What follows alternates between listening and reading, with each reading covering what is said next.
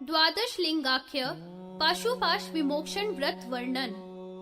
ऋषि बोले, हे सूत जी, आपके द्वारा पाशुपत के पाशुपाश विमोक्षण व्रत को सुना। अब प्राचीन काल में देवताओं के द्वारा उसका किस प्रकार अनुष्ठान किया गया, यह आप हमारे लिए कहिए। सूत जी बोले, पहले सनत कुमार ने शैल आदि से पूछा था। नंदी ने उनको जो संक्षेप में कहा है, देव, दैत्य, सिद्ध मुनियों ने उसका अनुष्ठान किया है। वह यही द्वादश लिंगाख्य पशुपाश विमोक्षण व्रत है। यह भोग, काम और मुक्ति को देने वाला है। 6 अंगों सहित वेद को मत करके इसको निकाला है। संसार रूपी वृक्ष के जीवों को मोक्ष देने वाला है। ब्रह्मा विष्णु ने भी इसका अनुष्ठान किया है। शिव का पूजन साधारण रूप से सभी महीनों में करने की विधि का वर्णन करता हूँ। चैत्र में सोने की, वैशाख में वज्र की, ज्येष्ठ में मरकत मणि की, आषाढ़ में मुक्ता की, सावन में नील मणि निर्मित, भादो में पद्मरागमयी, आश्विन में गोमेद की, कार्तिक में प्रवाल, मार्गशीर्ष में वैदुर्य की, पूष में पद्मराग की, माघ में सूर्यकांत मणि की, फागुन में स्फटिक मणि की लिंग मूर्ति बनाकर पूजा करें। सभी महीनों में सोने का कमल बनाने या चांदी से अथवा केवल कमल से ही पूजा करें। रत्नों के अभाव में सोना चांदी, उनके अभाव में ताम्र व लोहे से कार्य किया जाना चाहिए, अथवा पत्थर की, लकड़ी की या मिट्टी की या सर्व गंधमय शिव की मूर्ति बना लेनी चाहिए। हेमंत ऋतु में महादेव की श्री पत्र से पूजा करें। सभी महीनों में चांदी का कमल जिसमें सोने की कली बनी हो, ऐसे कमल से पूजा करें। अभाव में केवल बेल पत्र से पूजा करें। बेल पत्र में सदा लक्ष्मी निवास करती है। नील कमल में अंबिका, उत्पल में षडमुख तथा महादेव पद्म में रहते हैं। श्री पत्र को कभी भी त्यागना नहीं चाहिए। गुगुल से उत्पन्न धूप सदा सर्व पापों का नाश करती है, अतः धूप दीप हमेशा अर्पण करना चाहिए। सर्व रोगों का नाश करने वाला, सर्व सिद्धि देने वाला चंदन कहा है। श्वेत आक के फूल में साक्षात ब्रह्मा का वास है। कन्नेर में साक्षात मेधा, करवीर में गणाध्यक्ष, वक में साक्षात नारायण, सर्व सुगंधित पुष्पों में गंगा जी निवास करती हैं। शुद्ध अन्न एक या अधिक आड़क शक्ति से निवेदन करना चाहिए। प्राणियों को अन्न दान करने से शंकर जी की तृप्ति होती है। इससे प्रति मास देव का पूजन करना चाहिए। पूर्णमासी को महादेव जी का व्रत करना चाहिए। इससे सर्व कार्य की सिद्धि होती है। सत्य, अहिंसा, शौच, दया, शांति, संतोष, दान धारण करके व्रत करना चाहिए। वर्ष के अंत में गोदान तथा बैल की सवारी का त्याग तथा वेद पाठी ब्राह्मण को भोजन कराना चाहिए। शिव क्षेत्र में शिवलिंग की स्थापना करनी चाहिए या उसे ब्राह्मण को दान कर देना चाहिए। इस प्रकार शिव की पूजा करने वाला मनुष्य उत्तम तपस्वी हो जाता है और करोड़ों सूर्य के समान प्रकाश युक्त उत्तम विमान में बैठकर शिवलोक को प्राप्त होता है। यह भक्त शिव पने को, देव पने को, पितरीश्वर पने को, गणपत्य पने को पाता है। विद्यार्थी विद्या को, भोगार्थी भोगों को तथा जो भी कामना करता है, यह उसको प्राप्त करता है। 1 माह का व्रत करने पर भी मनुष्य रुद्र पने को पाता है। यह शुभ पवित्र व्रत देव, किन्नर, विद्याधरों को रूचता है। विधि पूर्वक ईश का पूजन करने और मूर्धा से प्रणाम करके इस स्तवन का जाप करता है, वह शिव धाम को प्राप्त होता है। पूर्व में ब्रह्मा ने इस स्तोत्र को तीनों लोकों के हित के लिए कहा था, अतः यह स्तोत्र अमूल्य है। विपोहन नाम का स्तोत्र। सूत जी बोले, हे ऋषियों, अब मैं विपोहन स्तवन को आप लोगों को कहता हूँ, जो सर्व सिद्धि को देने वाला है। नंदी के मुख से कुमार ने सुनकर व्यास जी को सुनाया तथा व्यास जी से मैंने सुना था, सो कहता हूँ। शुद्ध, निर्मल, यशस्वी काल को देखने वाले परमात्मा भव के लिए नमस्कार है। वे 5 मुख वाले, 10 भुजा वाले, 15 नेत्रों से युक्त, स्फटिक मणि के समान, संपूर्ण आभूषणों से भूषित, सर्वज्ञ शांत, सर्वोपरि स्थित हैं। पद्म आसन में बैठे हुए सोमेश हमारे सभी पापों को दूर करें। ईशान, पुरुष, अघोर, वामदेव भगवान पापों को शीघ्र नाश करें।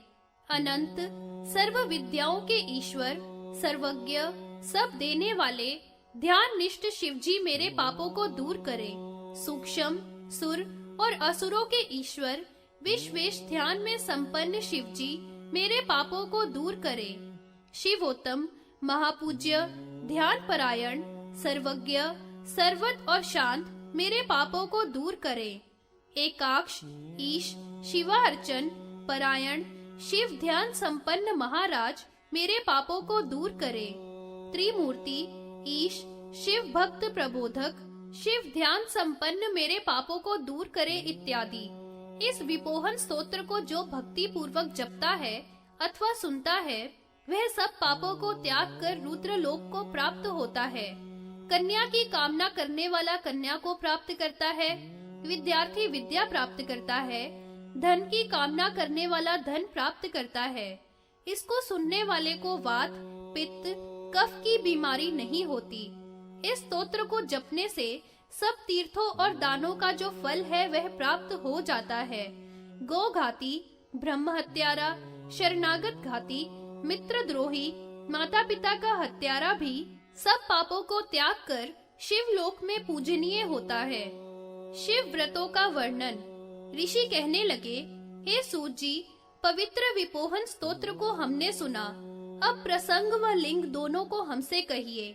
सूत जी बोले, हे मुनियों, नंदी ने कुमार से, कुमार ने व्यास से तथा व्यास से जो मैंने सुना वह शिव का व्रत तुमसे कहता हूँ। दोनों पक्ष की अष्टमी और 14 को शिव का पूजन करें तथा रात्रि को भोजन करें। ऐसा करने से एक वर्ष में संपूर्ण यज्ञों का फल प्राप्त कर लेता है और परम गति को पाता है। मास की दोनों पंचमी और प्रतिपदा में जो क्षीर धारा का व्रत धारण करता है, वह अश्वमेध यज्ञ के फल को प्राप्त कर लेता है। कृष्ण पक्ष की अष्टमी से 14 तक जो रात्रि में भोजन करता है, वह ब्रह्मलोक को प्राप्त करता है। जो वर्ष तक रात्रि में पर्वों को धारण करता है तथा जित क्रोधी व ब्रह्मचारी रहता है तथा वर्ष के अंत में ब्राह्मणों को भोजन कराता है, वह शंकर जी के लोक को जाता है। देवता पूर्वाहन में, मध्याहन में ऋषि लोग, अपराहन में पितृश्वर तथा संध्या में गुह्यक लोग भोजन करते हैं। सब बेलाओं को त्याग कर रात में भोजन सबसे उत्तम है। स्नान करके सत्य भाषण, थोड़ा आहार, अग्नि में हवन, पृथ्वी पर शयन तथा रात्रि में भोजन करने से परम गति को पाता है।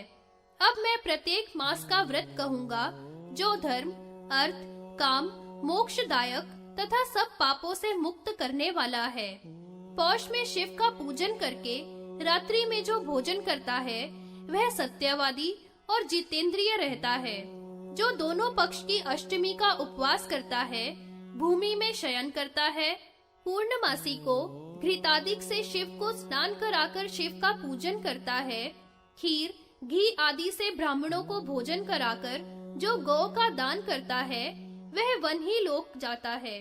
इसी प्रकार माघ में शिव का पूजन करके जो रात्रि में घृत युक्त खिचड़ी का भोजन करता है, दोनों चतुर्दशी को व्रत रखता है, काला घोड़ा दान करता है, वह यम लोक में पहुंचकर यम के साथ क्रीड़ा करता है।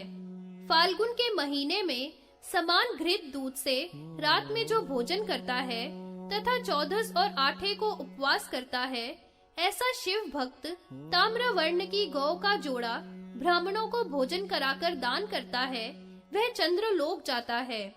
चैत में रुद्र की पूजा करके चावल, घी, दूध से युक्त भोजन करने वाला, पृथ्वी पर सोने वाला पुरुष निरति के स्थान को पाता है।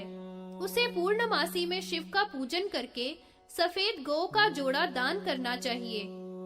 वैशाख के महीने में पूर्णमासी का व्रत कर पंचगव्य तथा घृतादि से शिव को स्नान कराता है, वह अश्वमेध यज्ञ के फल को प्राप्त करता है।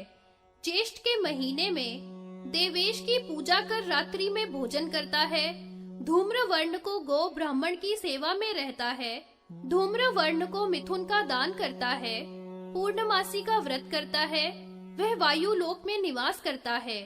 आषाढ़ के महीने में जो रात्रि में भोजन करता है, खांड, घी, सत्तू तथा गौ रस का भोजन करता है, श्रोत्रिय ब्राह्मणों को भोजन कराता है, गौर वर्ण की गौ मिथुन का दान करता है, वह वरुण लोक को जाता है।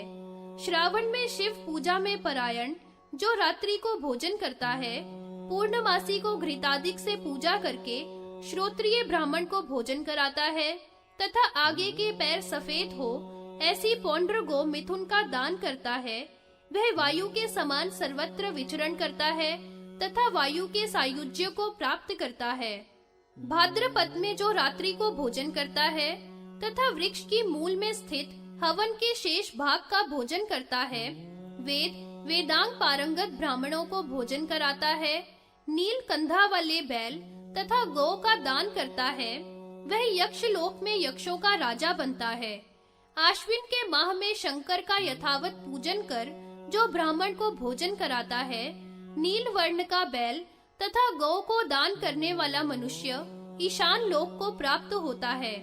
कार्तिक के महीने में खीर और भात का भोजन कर जो शिव का पूजन करता है, ब्राह्मण को भोजन कराकर कपिला गौ मिथुन का तथा चरु का दान करता है, वह सूर्य लोक में वास करता है। मार्ग शीर्ष के महीने में इस प्रकार का रात्रि में भोजन करने वाला तथा जौ का अन्न, घी, दूध खाकर उपवास करता है, दरिद्र तथा ब्राह्मणों को भोजन कराता है, पांडु वर्ण की गौ मिथुन का दान करता है, वह सोम लोक में सोम के साथ आनंद करता है। अहिंसा, सत्य, अस्तेय, क्षमा, दया, ब्रह्मचर्य इनको धारण करके 3 बार स्नान करे, भूमि में शयन करे, रात्रि में भोजन करे, दोनों पक्षों की अष्टमी और 14 का व्रत करना चाहिए। यह व्रत प्रति मास का मैंने तुमसे कहा। हे ब्राह्मणों, जो कोई भी इस व्रत को 1 वर्ष तक क्रम से या व्यतिक्रम से करे, वह शिव सायुज्य को प्राप्त होता है।